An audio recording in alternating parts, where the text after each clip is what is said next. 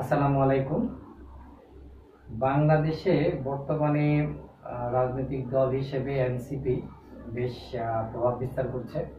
অন্ততপক্ষে আমরা বলতে পারি বাংলাদেশের রাজনীতিতে ওদের অবস্থান কতটুকুই থাক না কেন, ডক্টর ইউনূসের সহায়তায় এবং বর্তমান অন্তর্বর্তীকালীন সরকারের সহায়তায় তারা বিভিন্নভাবে মাঠ দাপিয়ে বেড়াচ্ছে। টেন্ডারবাজি বলেন, চাঁদাবাজি বলেন, অথবা প্রশাসনের প্রভাব বিস্তার বলেন, সব দিক দিয়ে।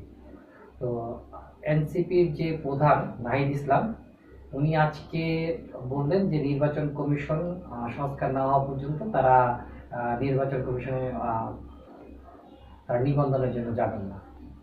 তো ধরে নিলাম যে তারা নিবন্ধনের জন্য যাবেন না, কারণটা হচ্ছে যে মানে সংস্কার টস্কার আসলে কিছুই না।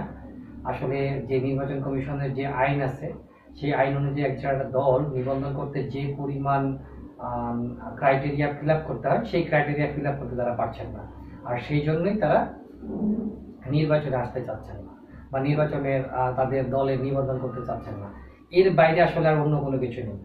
আর নাহিদ ইসলাম ইদানিং যেসব কথাবার্তা বলছেন, তাতে বোঝাই যাচ্ছে যে ওনারা চাচ্ছেন না যাতে নির্বাচন হোক। যদি নির্বাচন হয়, তাতে তাদের একটা দুগ্ধ শিশুর থেকে শুরু করে সবাই জানে নাহিদ ইসলামরা কোনো আসন পাবেন না, তারা বাংলাদেশের রাজনীতিতে কোনো প্রভাব বিস্তার করতে পারবেন না, এমনকি তারা রাজনীতিতে তারা থাকতেই পারবেন না বলে তারা সন্দিহান। আর এই জন্যই তারা চাচ্ছেন যত নির্বাচনটাকে ডিলে করা যাবে ততই তাদের জন্য মঙ্গল।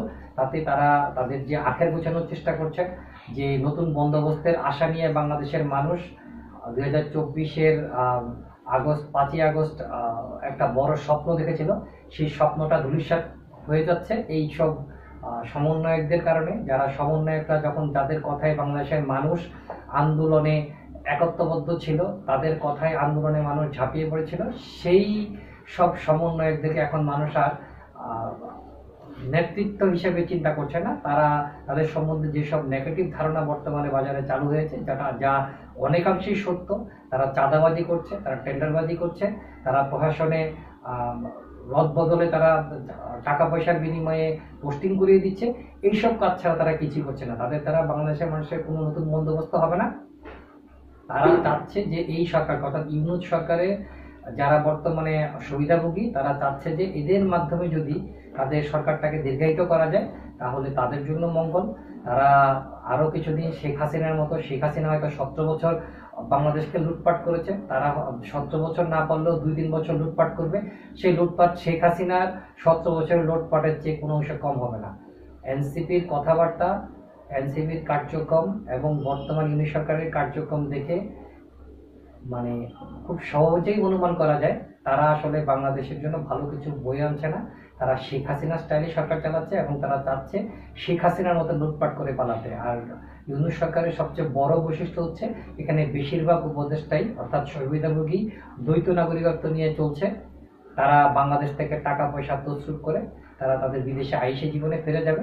আর বাংলাদেশের মানুষ এই যে 2024-এ যে রক্তটা দিল, সেই রক্ত আবার হয়তোবা রক্ত দিয়ে ইউনূসের পতন ঘটাতে হবে, অথবা ইউনূস কোনো একটা হেলাফেলায় দেশ ছেড়ে পালিয়ে যাবে।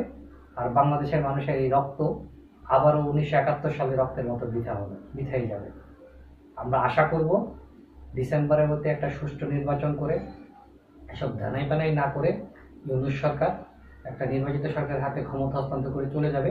এর আগে নির্বাচন কমিশনের সংস্কার এবং বাংলাদেশের আদালতের সংস্কার, এই দুটো সংস্কার করে এবং নির্বাচন ব্যবস্থা সংস্কার করে তারা চলে যাবেন। তাদের আর কোনো সংস্কার করা দরকার নেই, বাকি সরকার নতুন সরকার এসেই সংস্কার করবে। এবং সেই সংস্কার করার জন্য বাংলাদেশের মানুষ যাতে সেই সরকারকে, অর্থাৎ একটা নির্দিষ্ট টাইমে অর্থাৎ 5 বছর পর পর একটা সঠিক নির্বাচনের মাধ্যমে সরকার পরিবর্তন হয়, সেই রকম একটা ব্যবস্থা তৈরি করে দেওয়া যাবে। আর এটাই হবে যে বাংলাদেশের মানুষের জন্য ইউনূস সরকারের একমাত্র কাজ। অন্য কোনো কাজ ইউনূস সরকারের করার দরকার নেই। সেটা বাংলাদেশের নতুন সরকার যেই ক্ষমতায় আসুক না কেন, যেই ভোটের মাধ্যমে হয় না, তারাই করবে। ধন্যবাদ।